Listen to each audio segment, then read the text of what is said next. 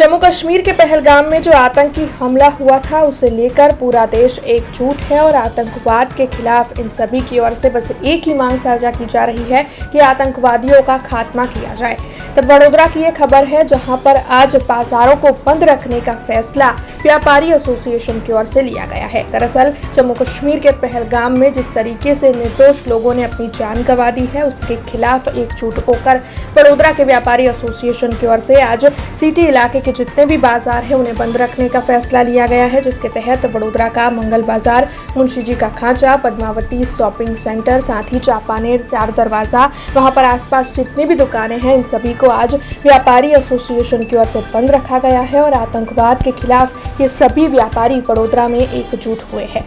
मंगल बाजार व्यापारी महाजन मंडल पूर्व विभाग, पश्चिम विभाग, मुंशी खांचा एसोसिएशन, कला मंदिरનો ખાંચો, વાસણ બજાર,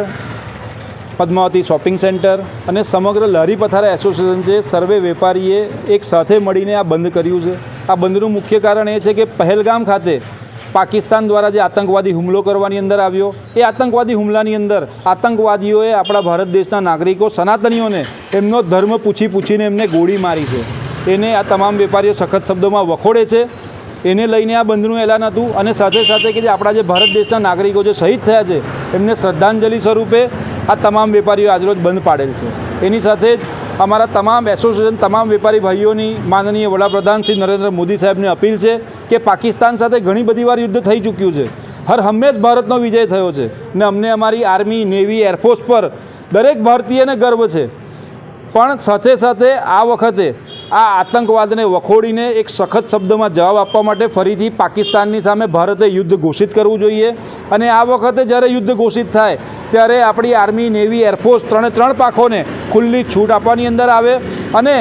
દુનિયાના નકશાની ઉપરથી આ પાકિસ્તાનની નામો નિશાન મિટાઈ દેવાની અંદર આવે એવી અમારા સર્વેની લાગણી છે, અમારી સર્વેની સરકારને અપીલ છે, જેથી કરીને આવું આતંકવાદી કૃત્ય બીજી વાર એ લોકો કરી ન શકે। हमसे जुड़े रहने के लिए हमारे YouTube चैनल को सब्सक्राइब करें और नई वीडियो की नोटिफिकेशन के लिए बेल आइकॉन को दबाएं।